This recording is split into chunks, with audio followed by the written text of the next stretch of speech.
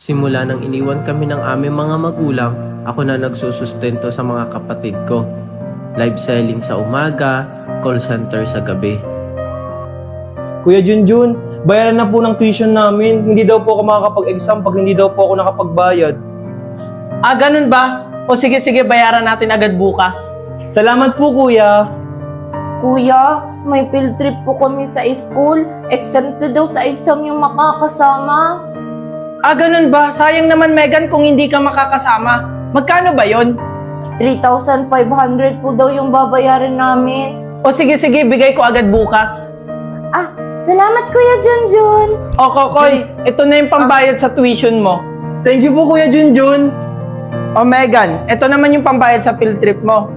Thank you po Kuya Junjun. Junjun! Bakit manang mister? Ito pala ang bill ng kuryente at tubig nyo. Ano? Salamat manang mister. Patay, kailangan ko magdoble kayod. Opo! Wait lang manang mister. Ay, bakit po sir? Ay sir, baka gusto nyo magpakabit ng Bida Wi-Fi powered by Converge. Sorry po kuya, baka next time na lang, tapos pa po kasi ako sa budget. Salamat po. Ayan po, 200 pesos na lang po ito. May na po kayo. Ayan po, maraming salamat po sa nag-mine. Okay po, next na po agad tayo. Ito po, bakit po? What? Mahina po internet nyo.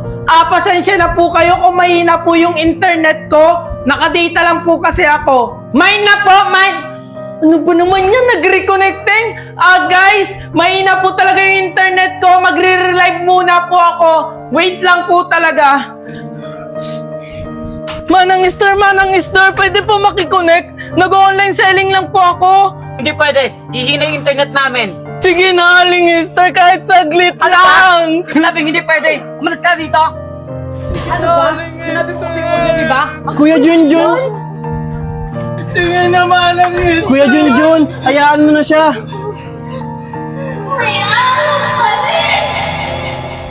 Kuya Kokoy, paano kaya natin matutulungan si Kuya Junjun? Alam ko na. Ang lakas naman ng internet ni Natasha. Tasha, ano palang gamit yung wifi? Bakit ang lakas ng internet nyo? Ito Bida Fiber yung ginagamit namin. Hanggang 8 devices ang kayang kuminik dyan. Tao po! Tao po! Sino ya? Ay sir, hindi po kami magpapakabit ng internet. Wala kaming pambayad dyan.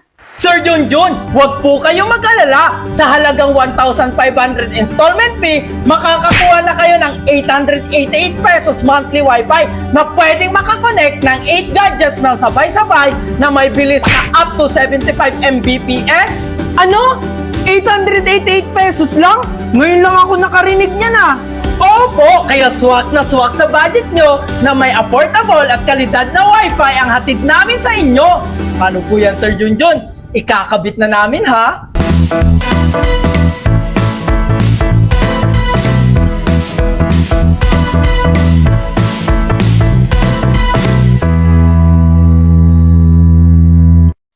Tao po! O manang mister, ano pong ginagawa nyo dito? Balita ko nakabida wifi na daw kayo. O ano naman ho ngayon? Alam ko may kasalanan ako sa'yo, Junjun, pero sana mapatawad mo ako. Okay lang ho yun sa akin, kalimutan nyo na po yun. Yun lang po ba yung sasabihin nyo? Pwede na po kayong makaalis. Wait lang, Junjun! Junjun, pwede ba kami makiconnect? Magbabayad na lang kami. Naputulang kasi kami ng wifi. Ang mahal kasi ng monthly namin. Ano po? Makikikonek kayo? Pagkatapos niyong hindi pa konekin yung kapatid ko? Ang kapal naman ng mukha Megan, niyo! tama na! Sige na, Junjun. Kailangan lang ng anak ko. Hanggang bukas na lang yung gamot ko.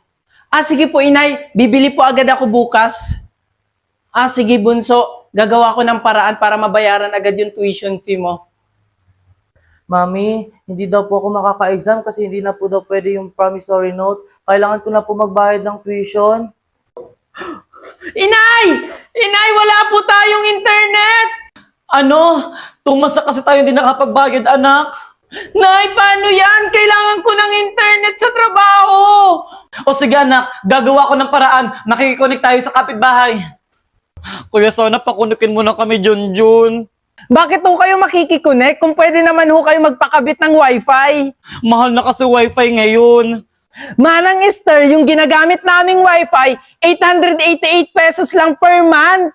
Ano? Ang mura naman yan. 888 pesos lang. Anong wifi yan? Bida Fiber po, 1,500 lang ang installment fee at makakakuha na kayo ng 888 pesos monthly wifi na pwedeng kumonek ng 8 devices na may bilis na up to 75 Mbps. Affordable na siya, Manang Esther, kaya nga may wifi kami ngayon dahil swak sa budget at quality wifi pa. Salamat, Junjun. I-message ko na po yung Bida Fiber.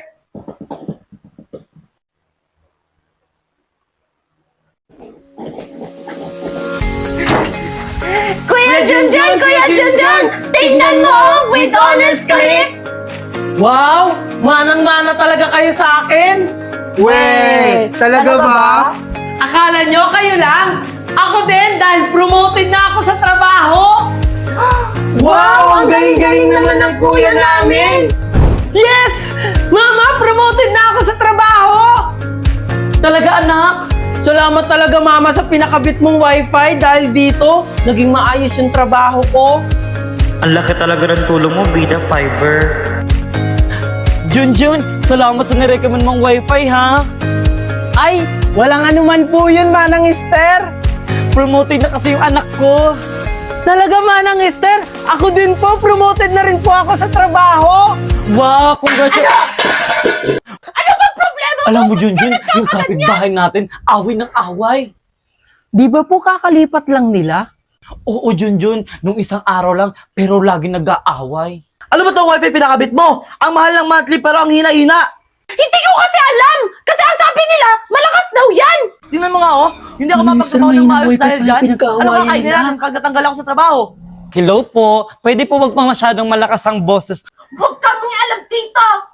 Paano hindi kayo mangingialam? Ang ingay nyo. Kung ang pinag-aaway ngayon mahinong wifi lang, pues meron tayong solusyon dyan. Mag-Bida Fiber na rin kayo. 1,500 lang ang installment fee at makakakuha ka na ng 888 monthly wifi na pwedeng kumonek ng 8 devices na may bilis na up to 75 Mbps. Sana kasi nagtanong ka muna sa kapitbahay bago ka nagpakabit. Ah, mali ko ba na may ganyang Huwag na kamurang kayo wifi? mag-aaway. Magpakabit na kayo ngayon. Tawagin ko ni agent.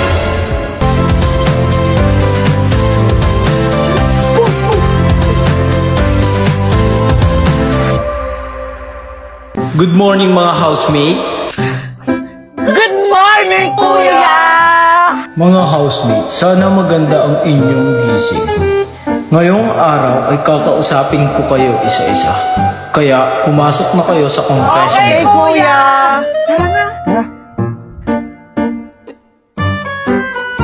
Kumusta naman Marco ang pagiging housemate mo dito sa bahay ko? Ayun kuya, lahat ng inuutos mo sa akin, sinusunod ko. Kasi nga kaya mo ako pinapasok dito, di ba? Sabi mo, bibigyan mo ako ng cheese. Hoy Marco, ay kumingay! Nadulas, sorry kuya. Ikaw Junjun, kumusta naman ang experience mo dito sa bahay ko? Okay lang naman, Kuya. Dahil dyan, inuutusan kitang gumawa ng mga palaro para sa mga housemate Ano, dito Kuya? sa bahay. Ako yung gagawa ng mga palaro dito sa bahay nyo? Eh, di ba dapat ikaw yun? Huwag ka na magreklamo Junjun! Ako na lang Susunod lagi. ka or maiibig ka dito sa bahay ko! Oo na, ito na. Buti na lang, andito si Sisi. Sinong sisi? Si Sisi App, isa siyang AI app, Kuya. Lahat ng katanungan mo, masasagot niya, kaya gumamit ka na rin ito. Wait lang, magsisearch lang ako kung ano ipapalaro ko sa mga housemate mo. Malaking tulong talaga ang sisi lalo na sa daily life natin. Lahat kasi ng katanungan mo, masasagot niya. Ayan, Kuya, okay na. May ipapalaro na ako sa mga housemate mo. Maraming salamat Junjun. Siguraduhin mong ako yung big winner dito, Kuya. Balita ko daw, Mega, na hindi kayo nagkakaintindihan ni Valerie. Ano ang masasabi mo about sa kanya? Ay, naku kuya, kung andito ka lang sa bahay mo, naku, yan si Valerie, hindi man lang gumagalaw dito. Lumalabas lang pag kumakain. Ikaw, Valerie, ano ang masasabi mo about kay Megan? Hay naku kuya, kung alam nyo lang yan si Megan, napakalandi. Lahat ng mga housemate dito na lalaki, nilalandi niya. Pati ba naman ikaw kuya gusto kanyang landiin?